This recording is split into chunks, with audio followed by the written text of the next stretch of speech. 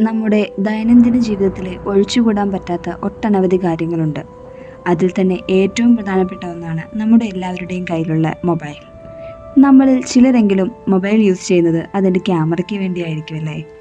അത്തരത്തിൽ ഫോട്ടോഗ്രാഫിയുടെ ചരിത്രത്തിൻ്റെ തന്നെ ഏടായ ഒരു കാലം മുഴുവൻ അടക്കി ഭരിച്ച ഒരു കമ്പനിയെക്കുറിച്ചാണ് നോയിറ്റോൾ ഇന്ന് സംസാരിക്കാൻ പോകുന്നത്. അതാണ് കൊഡാക്ക്.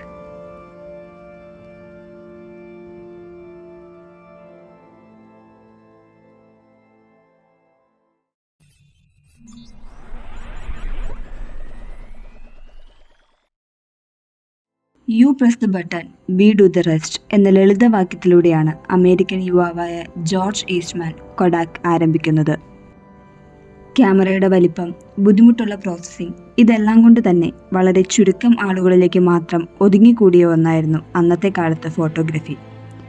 എന്നാൽ 1888 ഒരു പേര് ഇതെല്ലാം മാറ്റിമറിച്ചു.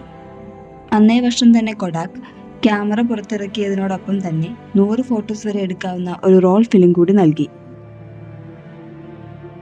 ചിത്രങ്ങൾ എടുത്ത ശേഷം ക്യാമറ മൊത്തത്തിൽ കമ്പനിയിലേക്ക് അയക്കണം.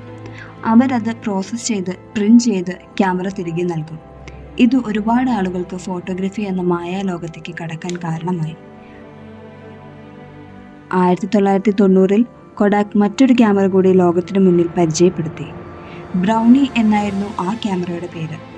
അങ്ങനെ വെറും $1 എന്ന വിലയ്ക്ക് മുതിർന്നവരുടെയും കൗമാരക്കാരുടെയും, എന്തിനു പറയണം കൊച്ചുകുട്ടികളുടെ അടുത്ത് വരെ കൊഡാക്ക് നിലയുറപ്പിച്ചു.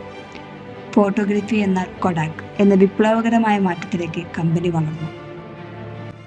1975 കമ്പനിയുടെ എഞ്ചിനീയറായിരുന്ന സ്റ്റീവ് സാസൻ ആദ്യ ഡിജിറ്റൽ ക്യാമറ കണ്ടുപിടിച്ചു.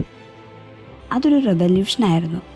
പക്ഷേ കമ്പനിയിലെ മാനേജ്മെൻറ്റ് ആ സമയത്ത് നിലവിലുണ്ടായിരുന്ന ഫിലിം ബിസിനസ്സിൻ്റെ സ്ഥിതി ഇതുമൂലം എന്താകുമെന്നോർത്ത് ഭയപ്പെട്ടു. അതായിരുന്നു കൊഡാക്ക് എന്ന കമ്പനി ചെയ്ത ആദ്യത്തെ പിഴവ്. 1990കളിൽ കമ്പനിയുടെ എതിരാളികളായി കനോൺ, സോണി, നിക്കോൺ തുടങ്ങിയവർ ഡിജിറ്റൽ ക്യാമറയുമായി വിപണിയിൽ വലിയൊരു മുന്നേറ്റം നടത്തി.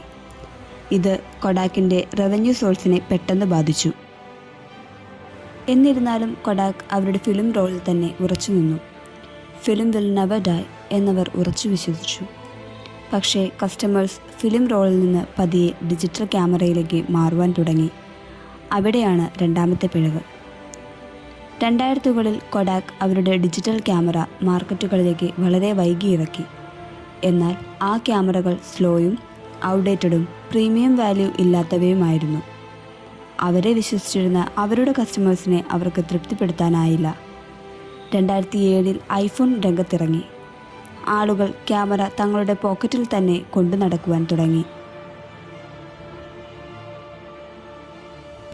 ഇന്നിപ്പോൾ കൊഡാക്ക് 4 പ്രധാന ബിസിനസ് സെഗ്മെൻറ്റിൽ പ്രവർത്തിക്കുന്നു: digital printing, advanced material and chemicals, traditional printing and brand licensing product.